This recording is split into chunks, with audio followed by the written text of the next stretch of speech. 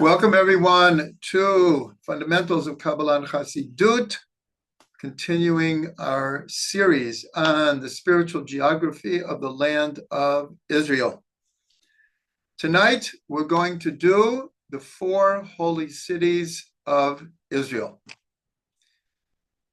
But I'll remind everyone, this is not a series about history. It's not Tanakh. It's the spiritual geography of Eretz Yisrael. So I'm going to go through these 4 cities and really, as much as possible, try to focus on different topographical elements of these cities or the spiritual geography of these cities with a little bit of history fit in. So the first thing is, I think many people have heard of this idea of the 4 holy cities of Israel. But interestingly enough, this is a relatively new concept. It's only been a couple hundred years that there's been a focus or just the whole idea of 4 holy cities of Israel. It's not really an ancient idea per se. It's relatively recent. But one of the ideas that is connected to the 4 cities are the 4 elements. And so we're going to mention that as we do each city. We're going to start from up north. We're going to do Tzfat, and then Tiberias, and then we're going to leave Jerusalem for the end because I have the most material about it, and then Hebron. Those are the 4 cities. Tzfat, Tiberias,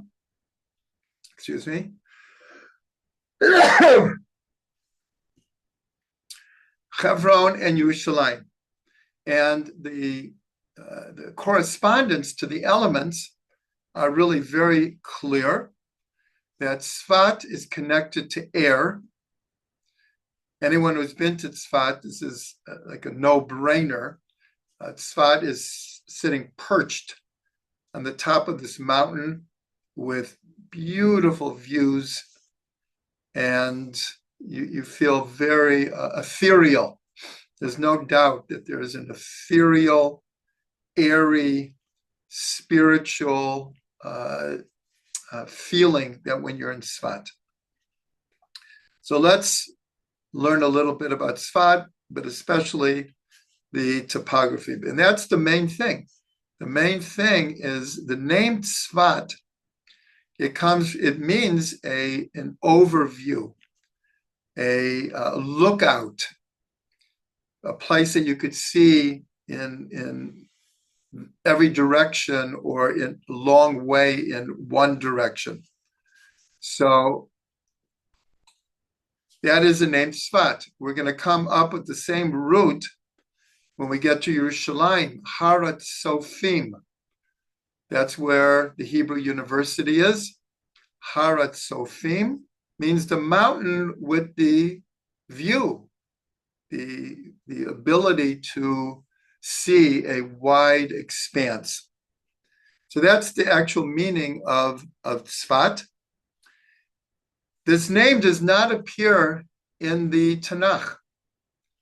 And so many people think, at least, that one of the places that's mentioned in Josephus, he was a Jew who in a certain way became we'll call it a turncoat, and worked with the Romans.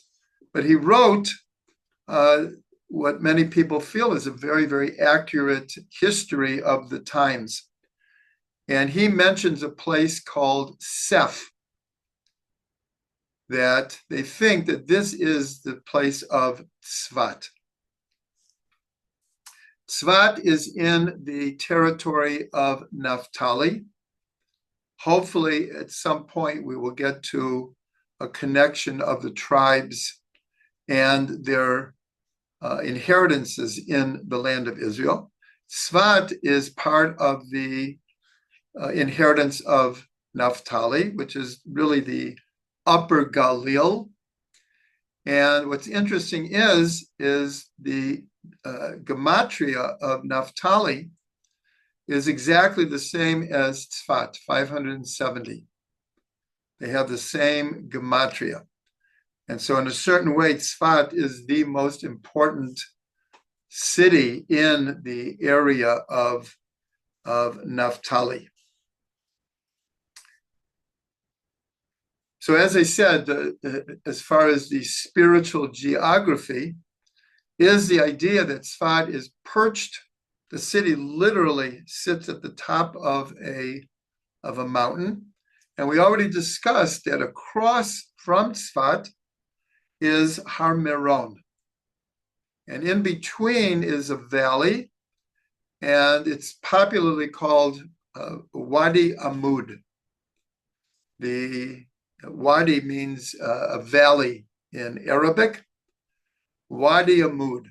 And we discussed how many people walk between Tzfat and Meron, these two mountains with this beautiful valley in between, with a stream running through it. So, first of all, Tzfat sits almost 1,000 meters over sea level, around 3,074 feet. And we learned that Meron, until we took possession of the Hermon, Meron was the tallest mountain in Israel. So here you have these two peaks with this valley in between. And that really defines this whole area. I believe I mentioned that when you go to the top of Har Meron, that's where the army is with some of the most advanced radar. But there's a trail up there called the Peak Trail that you can walk literally 360 degrees around the top of the mountain with incredible views in every direction. So to tell a few stories, though, that are connected to Tzfat and the land around it, is that we know that in the mid-1500s, there was an incredible gathering of Torah scholars, but especially those that were involved with the learning of Kabbalah. And this was called the Golden Age of Tzfat. It had a major impact to this day on all of Jewish thought. And the premier Kabbalist of Tzfat during that area was the Arizal. And before him was the Ramak, Rabbi Moshe Cordovera. And one of the things that the Arizal was known for is, without going into the whole story of the Arizal, but he was one of the most unique, influential people in all of Jewish history, because the Torah that he revealed just was revolutionary. And to this day, it influences every aspect of Jewish thought. But the amazing thing is, many people don't realize this, he was only in Tzfat for 2.5 years. Before that, he lived in Egypt, and he was totally hidden. He wasn't known, and he came to Tzfat, and there he became known for maybe as little as 2 years. But the amount of Torah that he shared in those 2 years was revolutionary. But a beautiful thing about it is he was convinced to take on around 20 students.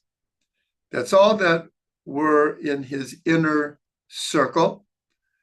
We'll learn a story tonight about someone who wanted to be, but he was very, very particular about who he felt was ready to hear the kind of Torah that he's giving over.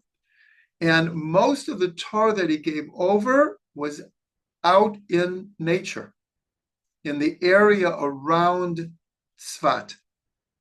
And one of the reasons for this is that he hinted very, very clearly that he was a reincarnation of Rabbi Shimon Bar Yochai.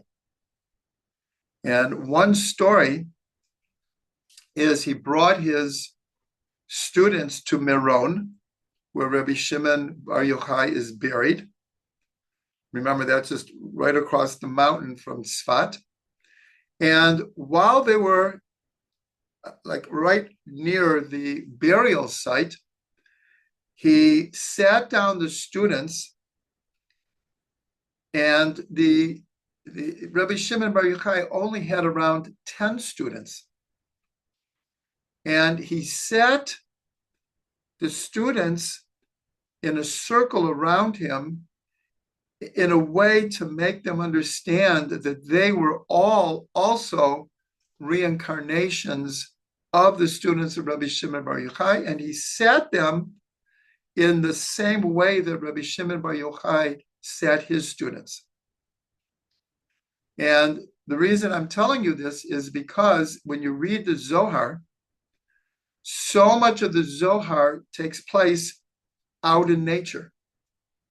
And the typical way that a subject is introduced is Rabbi Shimon was walking along the way, and his son, Reb Elazar, was with him, and Reb Abba, and Reb Yossi, and Reb Yehuda. And they began to discuss a certain verse, and before you know it, they're deep into learning. But it repeats this over and over again. The idea of Rabbi Shimon was walking along the way. And so the Arizal, in a certain way, I wouldn't say copied that, but he did a similar thing with his students, that they would go out, they would sit under a tree, and he would teach them. And so many of the stories about the Arizal, which we are not going to go into because that's not the subject at hand, take place outside. Now, one of them that has to do with the spiritual geography is that up north around Tzfat, there are many, many, many, many grave sites of holy tzaddikim all around Tzfat. And some of them are known, like Rabbi Shimon Bar Yochai. There's an ancient and authentic tradition that's where he is buried. But according to the stories about the Arizal, he would be out in nature with his students, and sometimes he would stop, he would fall to the ground, and he would lay there as if listening, or I'll say like picking up vibes. And he would get up and say, so-and-so is buried here. And many of the famous grave sites in the north of Israel were identified by the Arizal through what's called Ruach HaKodesh, divine inspiration bordering on prophecy. But this, I felt, fits in with the spiritual geography, is because so many tzaddikim are buried, but the way that the Arizal revealed it was very, very mystical, very, very, very spiritual. Now, one of the connections we can make to the geography of Tzfat is a practice that we have to this day. Many people know that when we daven Kabbalat Shabbat, when we usher in the Shabbat, so Kabbalat Shabbat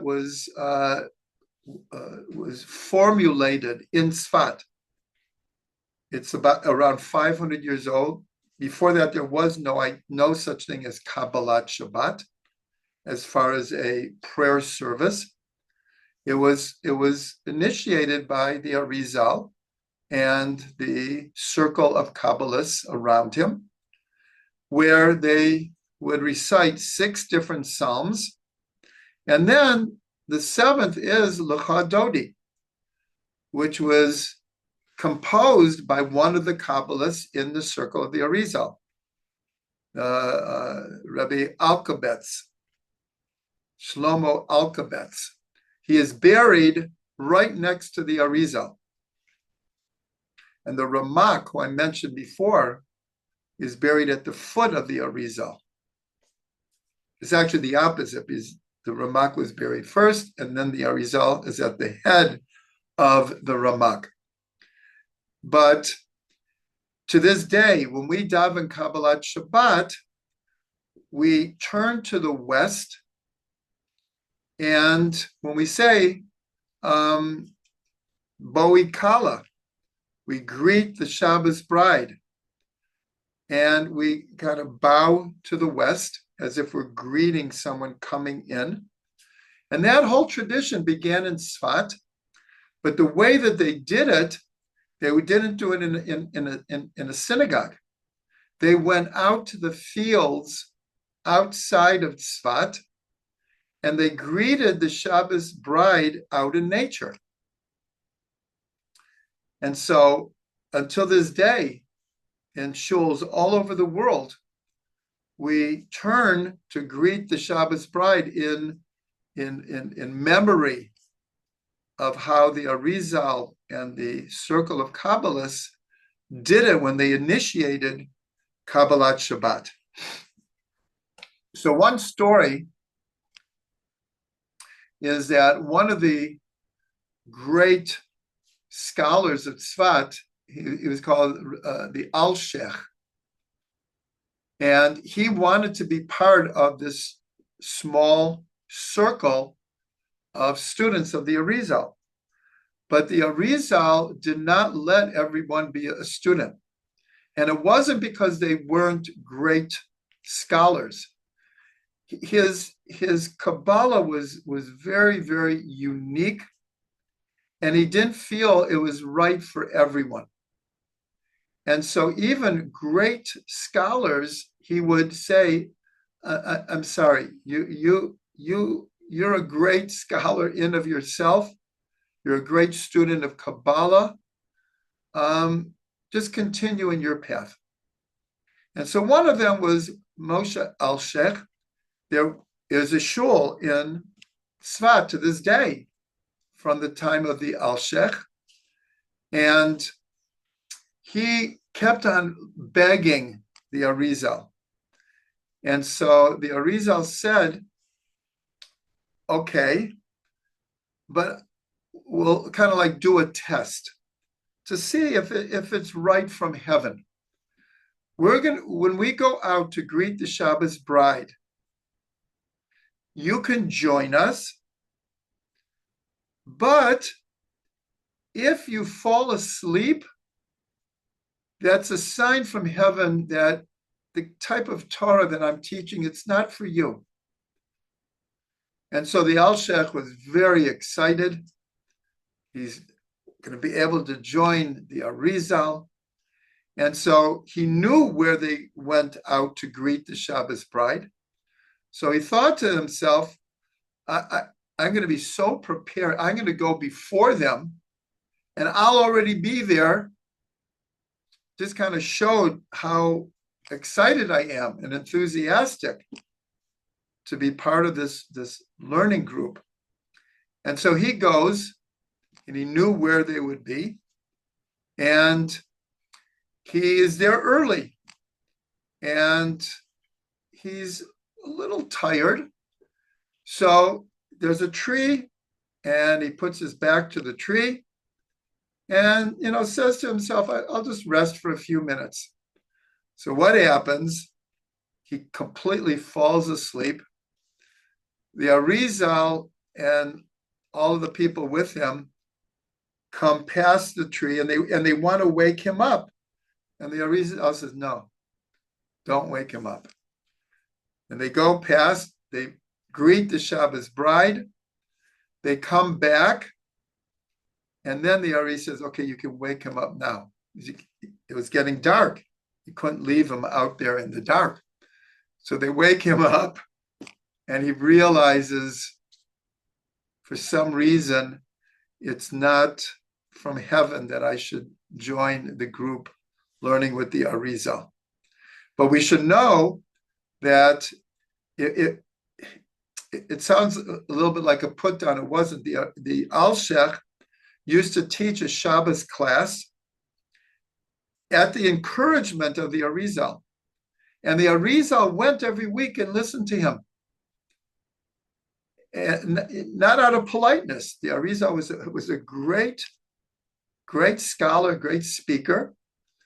And so he showed the Alshich it's not any kind of rebuke whatsoever.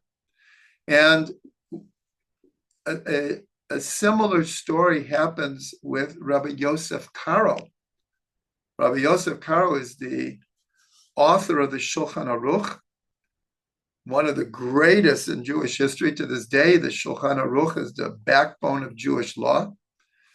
And he was twice the age of the Arizal. And he desperately wanted to join the Arizal's group. And the same thing. He said, and many people don't know this, but Rabbi Yosef Karo was a great Kabbalist, even though we know him as a legalist, as a formulator of halacha. He wrote books of Kabbalah. And there was a similar story where he comes to a lecture of the Arizal, and the Arizal basically said, as long as you don't fall asleep. So let's imagine he drank like 10 cups of coffee to stay awake. The first word the Arizal says, he went into this deep sleep. And the same thing, he woke up as the Arizal finished, and he understood that he had his own path. So here I'm just trying to integrate the nature around Tzfat. Again, anyone who's been to Tzfat knows how beautiful it is to walk around the outskirts of Tzfat and Wadi Amud.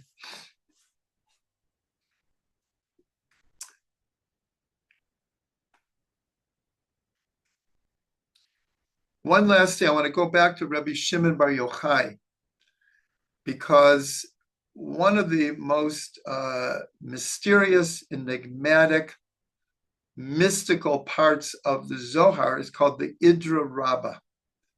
The Idra Rabba means the great gathering, or some say the gathering at the threshing floor. And it's a whole story. It's Rabbi Shimon and 9 of his students. And it's where he gives over these deep, deep Torahs. But I'm mentioning it because it says that it happened outside. It says in a field near the trees outside of Tzfat. Now, to this day, there is a cave between Tzfat and Meron, and it's a very small cave. But when you go in, there's a plaque that says, this is the place of the Idra Rabba. This is the place where Rabbi Shimon sat with his students, and learn these deep, deep secrets. In the Idra Rabba, it does not mention a cave, but it does say they were out in the fields near the trees. It doesn't mean it couldn't have been in a cave. It could be that and it's a natural cave, and we go there every year. I always visit this place, and there's another place. There's a forest outside between Tzfat and Meron. Today it's called the Baal Shem Tov Forest. Obviously, it was really only planted. These are old trees, though. These are natural trees, but obviously the Baal Shem Tov is after the Arizal. And so there is another, it's not a cave. It's a semicircle of stones, natural stones, that is an outcropping from the earth, but it's in a semicircle. And another section of the Zohar called the Safra Detzniuta, literally the book of modesty, but it also means hidden. Modest means hidden. And in the book, it mentions that the teachings were given over in a place of an outcropping of natural rocks in a semicircle. And so someone at a certain point built a building over it. And there also, when you go in, it says, this is the place of the Safra Detzniuta. I also go there every time I go up north. And Yosef Pekian is actually buried there. Yosef Pekian is buried, in the middle of this semicircle of stones.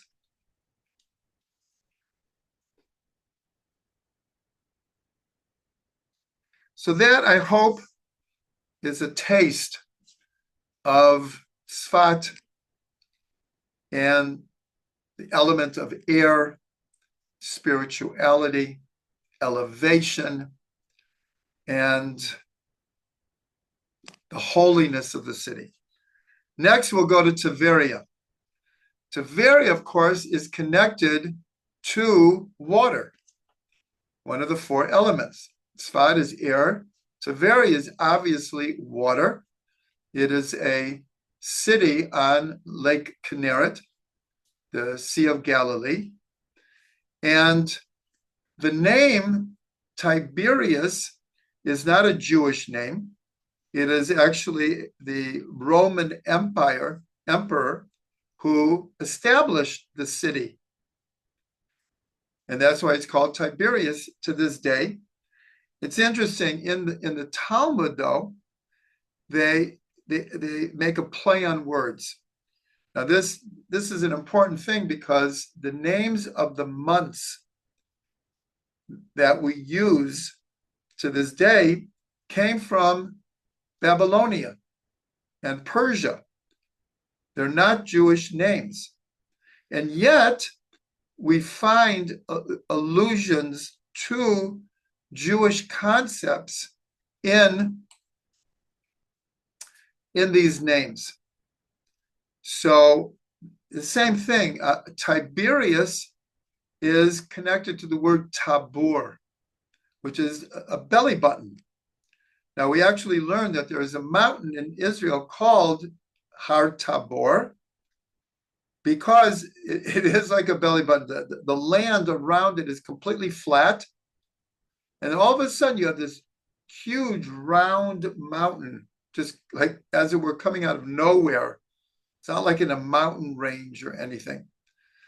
And so there it's called like the belly button mountain. But they also said that Tiberias is because Tiberias, it's not as low as the Dead Sea, but it is below sea level.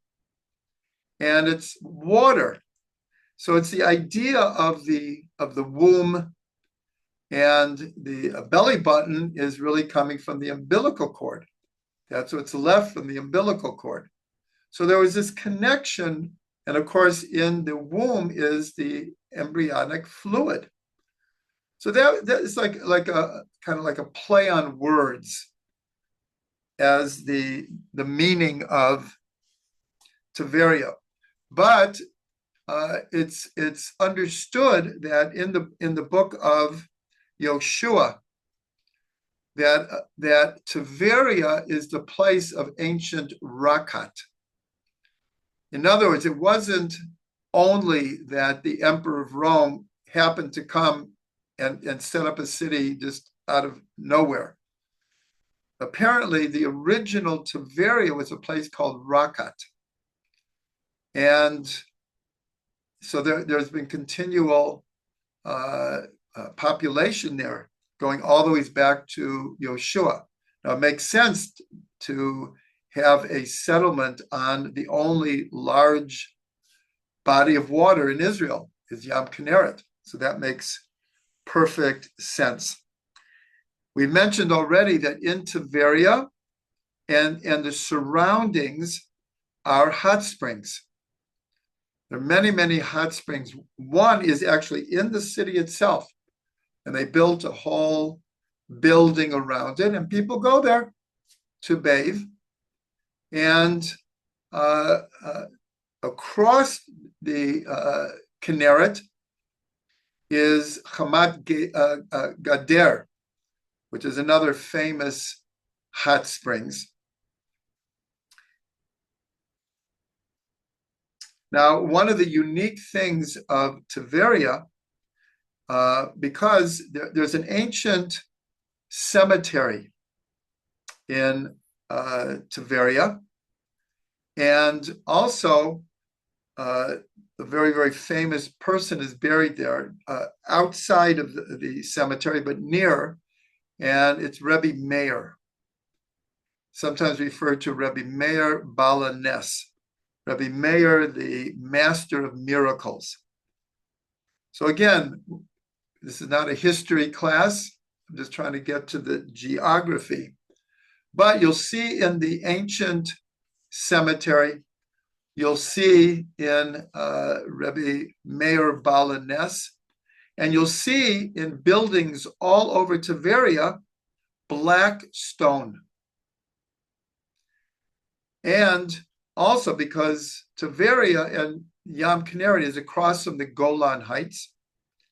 And so all around the Golan Heights, especially in different archaeological digs, most of the stone is black stone. And the reason for that is that part of the country, going back to primordial times, was very volcanic. And so the black stone is what's left of the era of live, active volcanoes. And so you see it all over the Golan Heights. And Tiberia is really the only city, I think in Katzrin, Louis can correct me later, I think in Katzrin also, where they have extensive archaeological dig. It's basically mostly black stone. And you'll just see, not just stones for buildings, you'll see all over the Golan just from the earth. So that's an important connection to understanding the geography of Tiberia. Just a little of the history. Why are we calling it a holy city? What happened here? We know from Tzfat. So we had the whole golden age of the Kabbalah. So what is it about Tiberia that we would call it a holy city? Well, the answer is, again, at that point, it was already called Tiberias. And that is that after the destruction of the Second Temple, we have to understand that the Sanhedrin, the holy court, the Supreme Court of Israel, was situated on the Temple Mount, along with the temple. But once the temple was destroyed, the place of the Sanhedrin was also destroyed, and they went into exile. But for a certain amount of time, the Sanhedrin met in Tiberias. And therefore, it took, and obviously, the Sanhedrin is made up of 70 of the greatest scholars of the generation. And so Tiberia was populated and became known as a place of Torah. Along with that is in Tiberia and the surrounding area was really like the cradle of what's called the Jerusalem Talmud. Many people are not aware that we really have two Talmuds. One is the Talmud Bavli, the Babylonian Talmud, and we have the Jerusalem Talmud. And even though it's called the Jerusalem Talmud, a good part of it was compiled up north near Tiberia. And that was in the 2nd century. In the 2nd century, that's when the Sanhedrin continued to exist. The Sanhedrin existed till the 4th century. Even though it was no longer in Jerusalem, it wasn't always in the same place, but the Sanhedrin continued to function until the 4th century.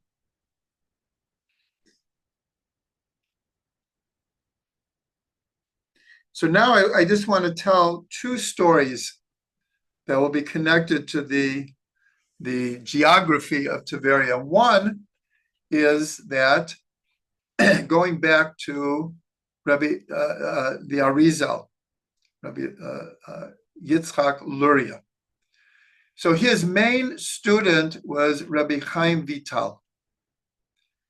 And in fact, he came to Tzfat really only to teach him, because he was told in Egypt by none other than Eliyahu Navi, Elijah the prophet, that it was time for him to share the Torah that he had been learning.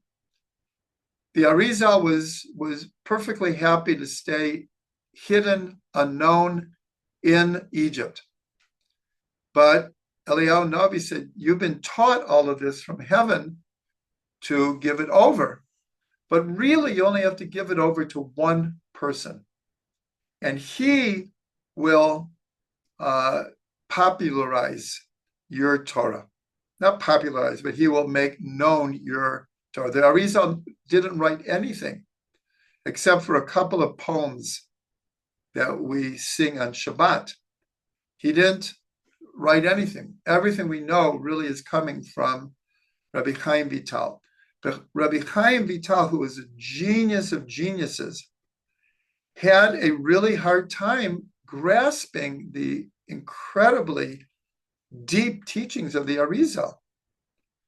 And so the Arizal said, okay, we're going to take care of that. So they're up in Tzfat.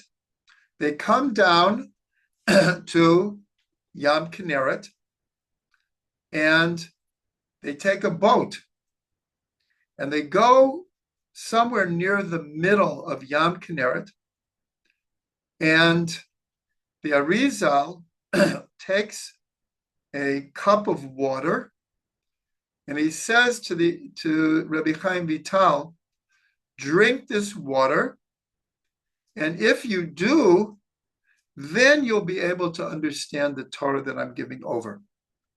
And he added that this water is from the well of Miriam. And according to this, call it story, tradition, legend, however we want to say it, the Rabbi Chaim Vital drank from the water. And after that, he was able, in great measure, there are many times Rabbi Chaim Vital says I heard this over from the Arizal, and he records it, and he says, but I didn't merit to learn the depths of what I'm giving over here.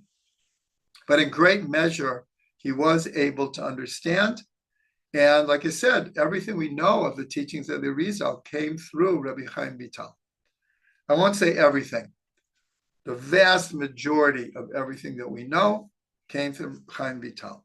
So here, to this day, there is, now obviously the Arizal already had a tradition that the well of Miriam somehow was transported from the Sinai desert, which according to tradition is where the water came from to feed, to give drink to everyone in Israel that was in the desert for 40 years.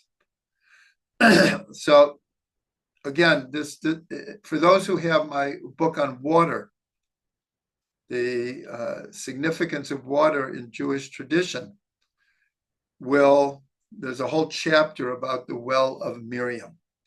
But this story is a very, very deep story. And I know that on the what's called the yurt site of Miriam, which according to tradition is the 10th of Nisan, every year there's women who go up to Yam Kinneret and do whatever they do, have a whole seminar to honor Miriam, and this idea that somehow this water of Miriam has been transplanted into the Yam Kinneret. Okay, now we are going to move to Hebron. Hebron is the third of the holy cities. And in a certain way, this is the most, along with Jerusalem, the most ancient, because Tzfat, in a certain way, becomes a holy city because of the Kabbalists of the 1500s. And Tiberia, because of 2,000 years ago, the Sanhedrin and the Jerusalem Talmud. But Hebron, that is where Avram, Yitzhak, Yaakov, Sarah, Rivka, Leah are buried. And according to tradition, along with Adam and Chava, Adam and Eve. And so Hebron, being a holy city, plus Avram and Sarah, the two places that they lived the most were Hebron and Beersheba when they came to Israel. And so the holiness of Hebron goes back 3,700 years. In a certain way, Jerusalem goes even further because, according to tradition, Adam and Chava came to Jerusalem. Noach came to Jerusalem. The son of Noach, Shem, came to Jerusalem even before Avram, Yitzhak, and Yaakov. So Hebron is connected to earth. And we'll see that Jerusalem is connected to fire. What's the connection with the earth? Well, the connection is the fact that our patriarchs and matriarchs, along with Adam and Eve, are buried in the earth, in Hebron.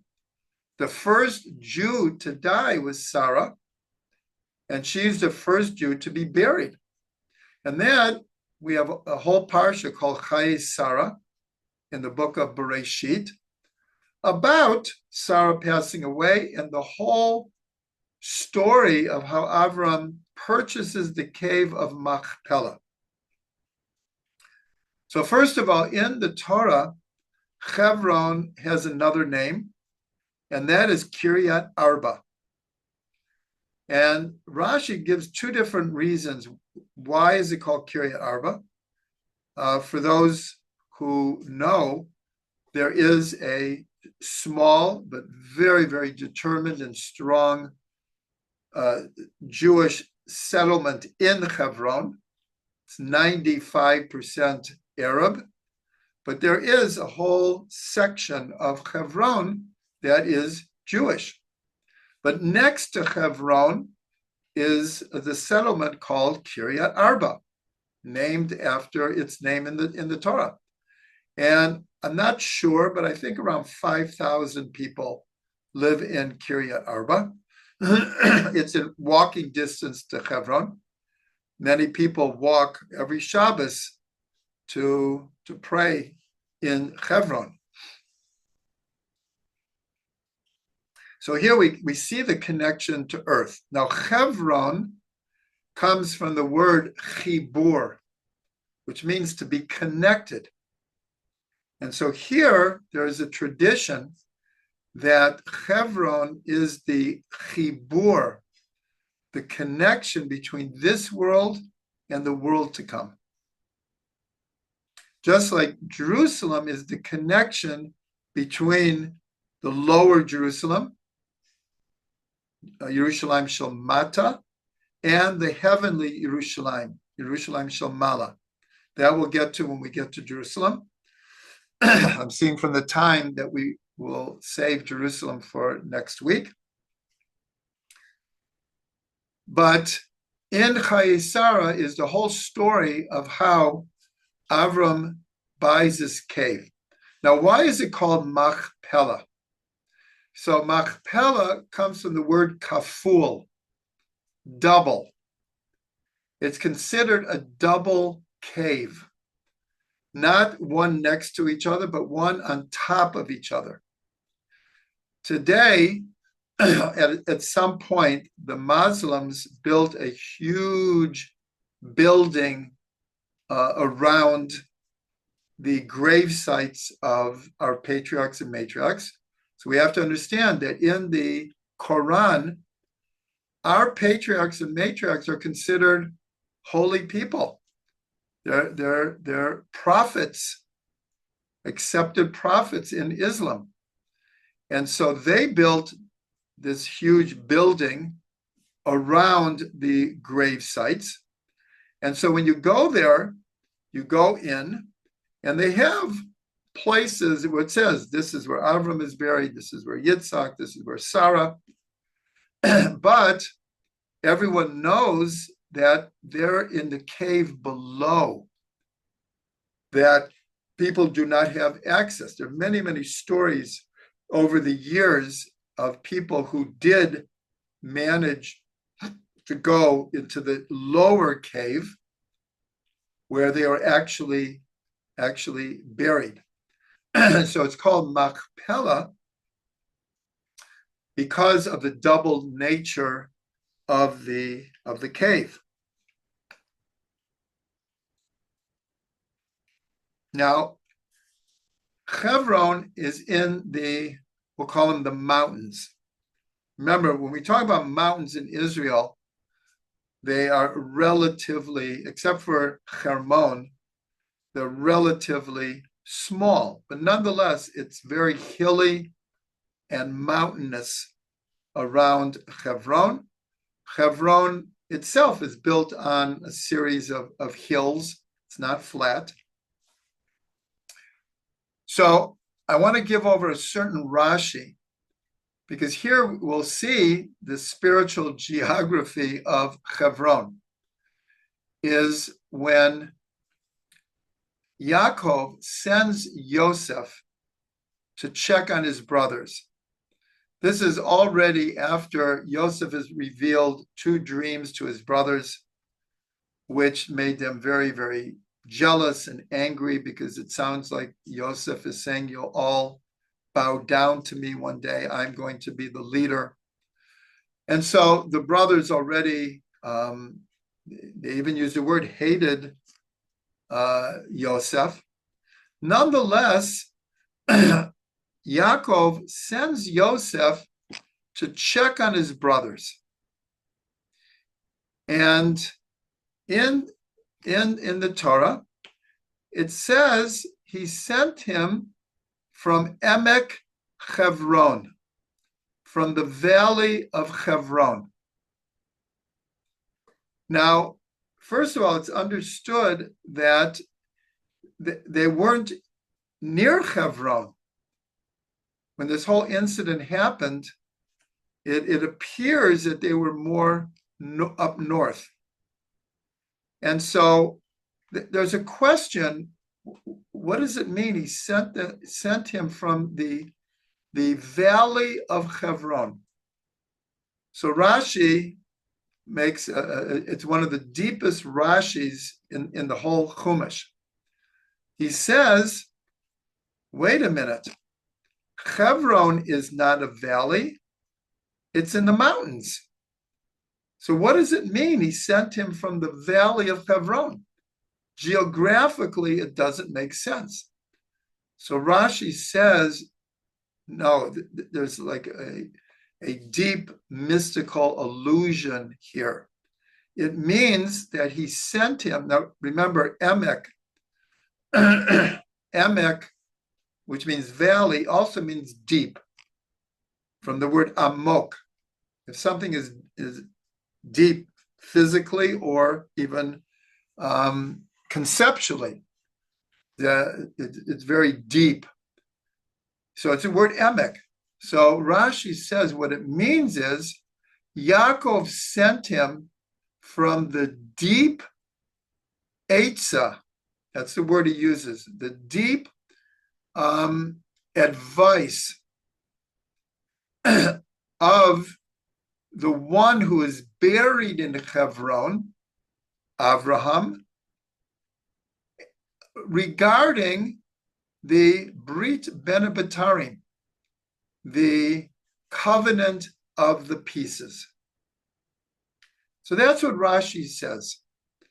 Rashi says it doesn't mean literally the valley of Hebron, because Hebron is in the mountains. It's not in a valley. So it means that he sent him from the deep Eitzah, the deep, here it really means the deep revelation that was given to Avram, who's buried in Hebron, regarding the prophecy that was given over at the covenant of the pieces. What is that? What is that prophecy? That God revealed to Avram that his children would go down to, doesn't say Egypt, but would go down into exile for 400 years. And then they would be brought back to Israel. And so the whole question, anyone who has Orchard of Delights, and if you go to Parshat Vayeshev, I write extensively about it. Again, this is not the purpose right now, but here there's this whole question as to why Yaakov was sending Yosef to check on his brothers.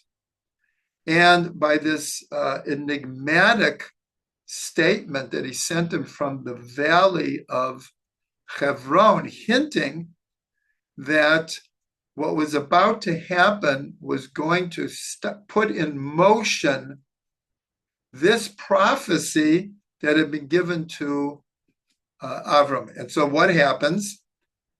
They throw Yosef in a pit. He's sold to Egypt. And that begins the beginning of the exile in Egypt. And so, like I said, this is one of the deepest Rashis and everything that it implies. I'm only kind of alluding to what it implies here. But I'm saying this because here you have a Rashi based on the geographical reality of Hebron. That's why I wanted to bring it. You don't have this, all the time, where the spiritual geography of Israel comes into Rashi's explanation of the text.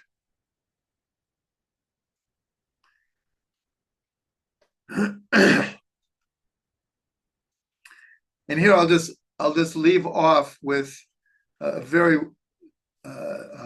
known midrash.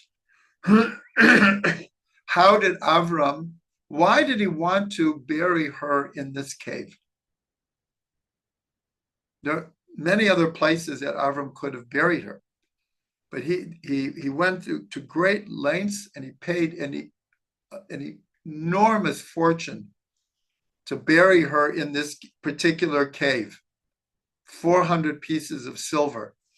And so the Midrash explains that when the three angels came to announce to Avram and Sarah that they would have a son, so at first he didn't know that they were angels, and this was right after going through circumcision, and he greets who he thought were three actually pagans, and he does what he does to everyone. He feeds them, he serves them, he makes them feel at home. And so according to tradition, what happened is he needed to it says that he fed them from meat. And so he went looking to get one of his herd, one of his calves, and it ran away.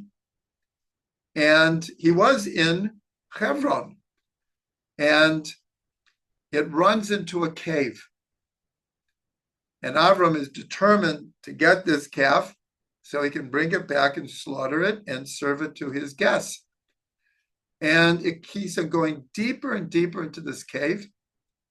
And Avram is following it, and he goes around a corner.